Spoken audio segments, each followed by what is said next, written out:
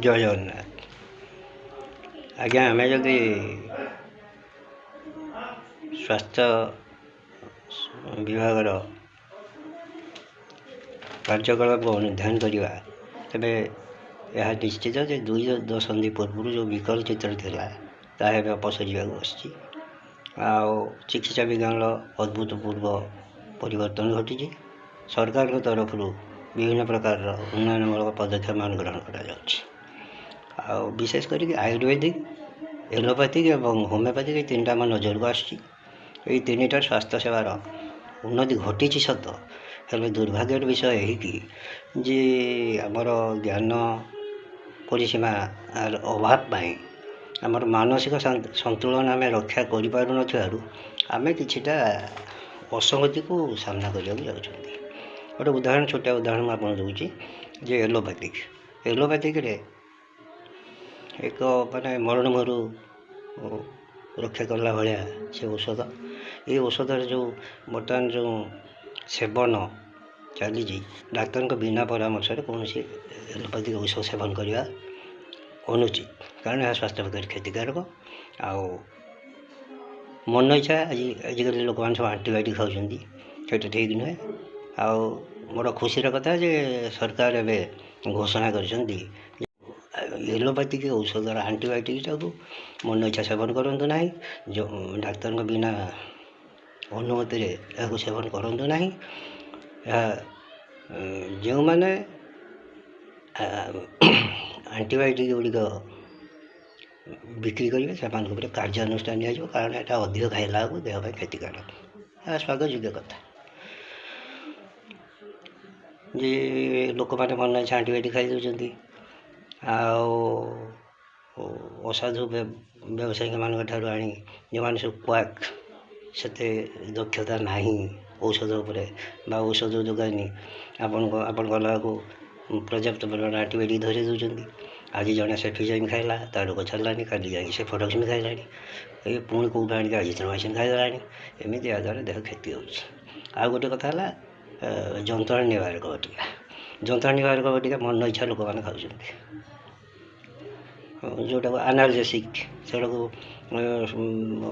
Doctor बिना परामर्श जाऊँगी औषध दोकान मागिं पेन किलर टैबलेट दियो सी धर 10टा 20टा एमती दे दौरान लोक मैंने आनी मन इच्छा खाऊँ यह शरीर में निश्चित भाव क्षतिकारक। आ गोटे है गैस बटिका आज किए गोटे प्लेन गैस बटिका खाइलानी ओमिप्राजोल केतल डीएसआर खाइलानी आज गोटे ओमिप्राजोल खाइला आगु काली राबिप्राजोल आ कौ दिन आणिक गोटे पेंटोप्राजोल प्लेन केतल डीएसआर मन इच्छा लोक खाऊँ थाक मरा घर औषध रखा आउ गैस टे कमिगला बेलू भी से साधारण लोकर धारणा जे से औषध खाइले गैसटा भल यही सब जो असंगति दूर करने एलोपैथिक जो असंगति गुड़िक दूर करने सरकार या आउ टे कठोर पदक्षेप ग्रहण करा उचित। और द्वितीय कथा है आउ गोटे पार्ट रोचे आप आयुष आयुष ए आयुर्वेदिक वाई रे हूँ योग यू रे यूनानी आयुष एस रे सिद्ध एच रे होमियोपैथिक तार भी विज्ञान अद्भुतपूर्व परिवर्तन घटी सत हेल्ले लोक मैंने जो अज्ञानतार तिमिर भितर रहा कथा सेमती रही जाइछन्ति तार सेतेटा सुफल लोक मैंने पाइपार ना गोटे छोटिया उदाहरण दूसरी आयुर्वेदिक औषध जब आप अधिक सेवन करेंगे ताहले झाड़ा हमार संभावना अच्छी अन्य किसी प्रोब्लेम हबार अच्छी तेणु ताकू भी चिकित्सकों परामर्श नियंतु। योग योग 64 प्रकार योग विभिन्न प्रकार योग से परामर्श करी क्या कौ रोग में कौ योगर आवश्यक अच्छी ताकू भी आम अनुधान करवा उचित। सिद्ध एमती आ गोटे विशेष कर नजर को आस होमियोपैथिकटा पार्श्व प्रतिक्रिया ना ठीक अच्छे भल औषध गोटे गोटे बहुत लोकंर बर्तमान टी देखा होमियोपैथिक बहुत आग्रह प्रकाश करा बेले किसी लोकंर पूरा होमियोपैथिक नेगेटिव होमियो गोटे रोग भल हम ना ये औषध ना भल होनी हेनी होमियोपैथिक औषध पावर कहीं आज्ञा भूल धारणा होमियोपैथिक जो मैंने आज होमियोपैथिक किसी समस्ते नुहे बहुत आदर बढ़ीगला होमियोपैथिक किंतु जो मान होमियोपैथिक ବିତୃଷ୍ଣା ଭାବ ଆସିଛି ତା ପାଇଁ ଆଜ୍ଞା ସେମାନେ ଦାୟୀ ନୁହନ୍ତି। ତା ଗୋଟେ ଛୋଟ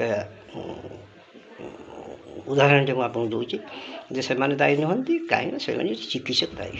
ଯେଉଁମାନଙ୍କ ହାତରେ ଆଜି ହୋମିଓପାଥିର ଦାୟିତ୍ୱ ରହିଲା, ସେମାନେ ସରକାରୀ ହୁଅନ୍ତୁ, ସେ ଡାକ୍ତର ଚିକିତ୍ସକ ଜଣକ ବା ବେସରକାରୀ ହୁଅନ୍ତୁ, ସେମାନେ ହୋମିଓପାଥିକଟାକୁ ସେତେ ଦିମାଗ ଲଗେଇକି ଲୋକଙ୍କୁ ଦେଇପାରୁନାହାନ୍ତି, ଯାହାଦ୍ୱାରା ହୋମିଓପାଥିକଟା ଫଳପ୍ରଦ ହେଉନି।